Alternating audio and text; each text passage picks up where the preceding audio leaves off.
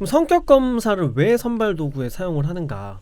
일단은 성격 연구가 심리학계에서 굉장히 오랫동안 되게 꾸준하게 이루어져 왔어요. 지금도 굉장히 연구가 많이 되고 있고, 그래서 다양한 분야, 다양한 국가에서 오랜 기간 동안 수행이나 성과 이런 것들이 성격이랑 관련이 된다는 연구들이 반복해서 계속 등장했던 거예요. 그러니까 예측력이 계속 반복해서 확인이 된 거죠. 그래서 이게 직무 수행뿐만이 아니라 사람의 다양한 속성들이랑 상관이 있어요. 다양한 변수들이랑 관련이 있는데, 예를 들면 뭐 개인의 행복이나 정신 건강, 신체적 건강 혹은 대인 관계 이런 것들도 성격이랑 관련이 있고, 직업 분야에서는 뭐 직업적인 성공이나 직무 만족도하고도 관련이 있습니다. 그다음에 학교에서 학생들이 얼마나 학교에 잘 적응하는지 이런 것들도 성격이랑 관련이 있고, 사람들이 사회에 얼마나 그 사회 활동에 얼마나 참여를 하는지 이런 것들도 성격이랑 관련이 있습니다. 그 다음에 좀 안 좋은 쪽으로는, 부정적인 쪽으로는 뭐 범죄 행동이나 일탈 행동 이런 것들도 관련이 있고, 심지어는 정치적인 입장도 이런 성격 검사 점수랑 상관을 보이거든요. 그러니까 사람의 굉장히 다양한 요소들이 성격이라고 하는 이런 요인 가지고 잘 설명이 되기 때문에 여러 분야에서 뭔가를 예측하는 용도로 쓰여오고 있었던 겁니다. 지능검사랑 차이를 놓고 생각을 해보면, 선발 도구에서 쓰는 목적을 놓고 어떤 차이가 있냐면, 일단 지능검사는 능력을 측정하는 거예요. 이 사람이 어떤 일을 할 수 있는지, 얼마나 잘할 수 있는지를 측정하는 거죠. 그런데 성격검사는 동기를 측정하는 거예요. 그러니까 무슨 얘기냐면, 이 사람이 어떤 일을 하고 싶은지, 그 다음에 그 직무가 이 사람이랑 잘 맞는지를 측정하게 되는 거죠. 그러니까 사실 성격은 사람의 능력을 알아보려면 굉장히 필수적으로 측정해야 되는 요소인 거예요. 왜냐하면 이럴 수 있잖아요. 사람이 능력이 굉장히 뛰어나도 어떤 일을 만약에 하기 싫거나 아니면 그 일이 그 사람이랑 안 맞으면 수행이 떨어지고 오랫동안 하지 못할 거 아니에요. 그러니까 성격이 그 조직이랑 잘 맞는 게 굉장히 중요한 거죠. 제가 어떤 사람의 수행을 간단하게 표현하는 공식을 한번 말씀드린 적 있죠. P는 저요. PMAE. 그렇죠. P는 MA. 각각은 뭘까요? M은 모티베이션, A는 그쵸. 어빌리티, E는 인바이러먼트, 환경. 네, P는 이제 퍼포먼스가 퍼포먼스고. 되는 거고, 이 세 가지 요소의 곱으로 되어 있는 공식이에요. 그러니까 여기서 하나라도 0이 되면 다른 것들은 다 의미가 없어지는 거죠. 그러니까 성격도 마찬가지예요. 이 성격이 이 직무랑 잘 맞지 않으면 이 사람이 아무리 능력이 뛰어나고 환경이 잘 갖춰져 있다고 하더라도 일을 잘 하기가 어려운 거죠. 그 다음에 사실 능력은 훈련이 가능하잖아요. 그렇죠. 그러니까 어느 연습을 정도까지는. 하고, 그렇죠. 숙련도를 높여서 어느 정도 메꿀 수가 있는데, 성격은 그렇지가 않죠. 성격 왜요? 훈련 가능해요. 어떻게요? 맞으면. 이 사람이 무슨 말하는 거야? 방금 비슷한 얘기를 어디서 들은 것 같은데. 일단 좀 맞자. 내가 어릴 적에 아버지. 죄송합니다. 그래서 이 모양이구나. 약간 삼천교육도 얘기한 거 아니에요 방금? 거기까지 발전시키지 말고. 당해보지도 않고. 맥락이 같지. 그런 전제가 깔려 있잖아요. 그 초등학교 때 보면, 저 어릴 때 초등학교 때만 해도 선생님들이 그 체벌로 아이들의 성격을 다스릴 수 있다고 믿었단 말이에요. 진짜 숙제검사가 숙제 안 해오면 손바닥 5대 10대 이런 게 있었던 때잖아요. 성격이 달라지긴 하죠. 안 좋은 쪽으로. 그래서 내가 안 좋아졌구나. 그렇죠. 숙제를 잘할 걸. 그런가? 아니 근데 그러니까 모르겠어요. 사회화랑 성격의 교조랑은 다른 문제거든요. 다르죠. 근데 그거를 같은 걸로 보고 체벌을 하는 경우가 되게 많은 것 같고, 그 부분이 좀 구분하기가 쉽지 않은 어려운 일인 건 맞는 것 같아요. 일단 성격은 바꾸기가 어렵기 때문에 이게 훈련으로는 해결이 안 돼요. 그러니까 성격의 정의 자체에 항상성이라는 개념이 들어있어요. 그러니까 스테이블한 거예요. 그러니까 외부 환경의 영향을 상대적으로 덜 받는 속성인 거거든요. 그러니까 기분하고는 좀 다르죠. 기분. 왜 사람의 행동이 유전이에요? 유전적인 소인도 있고 학습의 영향도 있는데, 왜 사람의 행동도 기분에 따라서 달라질 수 있잖아요. 네네. 근데 이거는 일시적인 거고 이 사람이 계속 그걸 유지하진 않잖아요. 이게 이제 성격이랑 대비되는 거거든요. 예. 그래서 일단은 나중에 뽑은 다음에 이걸 어떻게 개선할 수 있는 방법이 없기 때문에 뽑을 단계에서 많이 고민을 해야 되는 겁니다.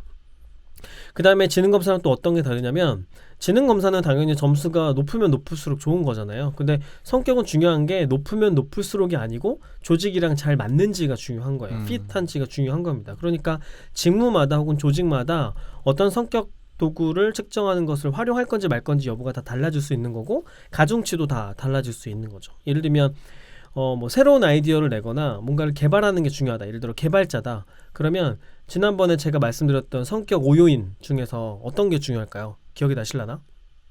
5요인 자체가 기억이 안 나요. 그렇죠. 거기에서는 아마도 경험에 대한 개방성이라는 요소가 중요할 것 같아요. 그 새로운 걸 좋아하고 계속 바꾸는 걸 즐거워하는 이런 성향이 새로운 아이디어를 만들어내는 일이 주 업무인 사람들한테는 중요할 거 아니에요. 근데 반면에 영업을 하는 사람들이다 그러면 뭐가 중요할까요? 외향성이 중요하겠죠. 그렇죠. 활발하게 사람들이랑 만나서 활동을 해야 되니까.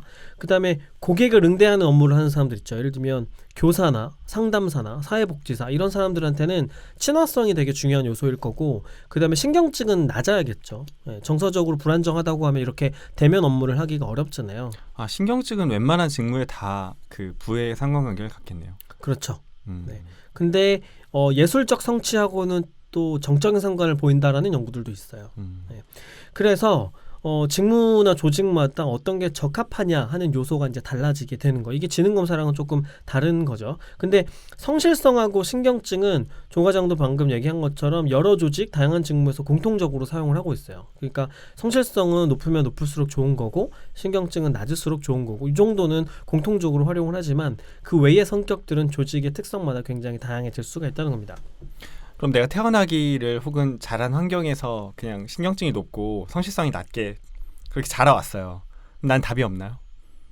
그런 성향에 맞는 일을 하면 되겠죠. 예술가? 성실성이 필요 없고 네. 신경증이 높아도 할 수 있는 업무를 찾는 게 좋겠죠.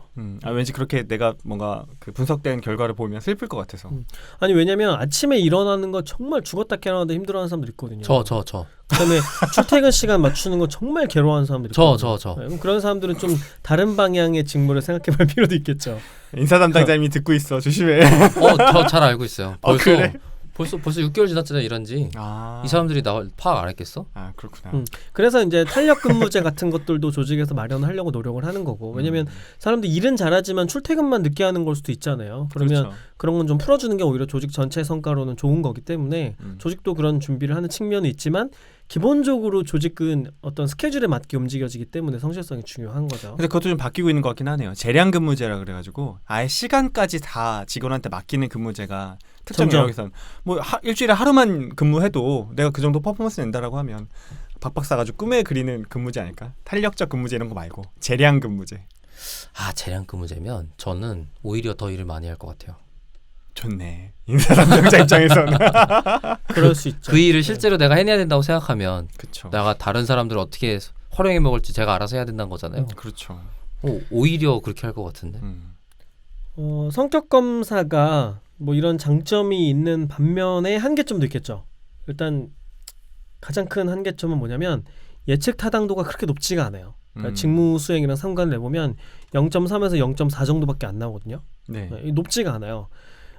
근데 이걸 왜 쓰냐면 지능 검사를 한 다음에 성격 검사를 추가하면 예측력이 더해지는 거예요. 그러니까 이거를 증분적인 타당도를 가지고 있다 이렇게 표현을 하거든요. 그러니까 우리가 변수를 추가하면서 조금이라도 더 예측력을 높일 수 있기 때문에 활용을 하게 되는 거죠. 그 다음에 또 치명적인 문제가 있는데, 뭐가 일단 딱 들었을 때 성격 검사를 선발 도구로 활용을 하면 네. 어떤 게 제일 큰 문제가 될 것 같아요? 비싼가? 비싸다. 그것도 물론 문제가 있긴 하지만 그거는 온라인화해서 해결할 수는 있겠죠. 아니면 사람들이 연습하고 오나? 연습 비슷한데 의도적으로 내가 신경증이 높은데도 낮은 것처럼 응답하는 거야. 그렇죠. 그게 문제죠. 왜냐면 자기 보고식이잖아요. 네. 내가 평소에 나에 대해서 어떻게 생각했는지를 응답하는 거기 때문에 거짓말할 수 있죠. 그러네. 이게 이제 가장 큰 문제예요. 좋게 보이려고 사람들은 노력하기 때문에, 사회적 바람직성이라는 요인 때문에 다 좋은 거는 높게 응답하고 나쁜 거는 낮게 응답하려고 하는 경향이 있을 거 아니에요. 난 아침에 일어나는 게 즐겁고 오늘 하루가 어떠한 일로 가득 찰지 보람찬 생각으로 뭐 하루를 시작한다. 예스. 그러면 조증이에요. 네, 그러면 조증입니다. 네, 전형적인 조증 문항이에요. 난 아니야. 그래서 이거를 이제 해결을 해야 되는데 여러 가지 방법들이 있어요. 제일 먼저 사용하는 것은 조금 전에 조 과장이 얘기한 거랑도 비슷한데 관련이 있는데, 거짓말 척도라는 게 있어요. 그러니까 뭐냐면 역질문 같은 거 하나요? 역질문도 그런 용도로 쓰기도 하는데, 일단은 이 사람이 거짓말을 할 가능성이 얼마나 되는지를 평가하는 문항을 중간중간에 넣어주는 거예요. 그러니까 제일 많이 쓰는 건 뭐가 있냐면 비현실적으로 이상적인 모습을 보여주려고 하는 그런 성향을 측정하는 문항들이 있어요. 나 뭔지 알아요. 나는 태어나서 거짓말 한 번 해본 적이 없다. 예를 들면 이런 그런 거. 거죠. 예. 그러니까 나는 절대로 거짓말하지 않는다. 혹은 그런 거. 나는 하루도 빠지지 않고 신문 기사를 읽는다. 맞아. 이런 것들은 굉장히 극단적으로 이상적인 것이잖아요. 그러니까 네. 이런 거에 얼마나 높게 점수를 주는지를 보는 거예요. 그래서 이런 점수가 너무 높다 그러면 이제 가중치를 줘가지고 다른 점수를 이제 깎는 거예요. 거짓말을 좀 한다. 그렇죠. 네. 그다음에 너무 이게 높으면 아예 그냥 이 사람은 신뢰할 수 없는 사람이기 때문에 아예 탈락을 시키기도 하는 거죠. 이렇게 거짓말 척도를 활용하는 방법이 있고, 그다음에 이제 최근에는 척도들을 조금 다변화해서 쓰게 되는데 이런 방법들이 있어요. 일단은 상대평가 방식을 도입하는 거예요. 그래서 긍정적인 여러 가지 문항을 주고 그걸 가지고 자기한테 가까운 정도로 순서를 매기게 하는 거예요.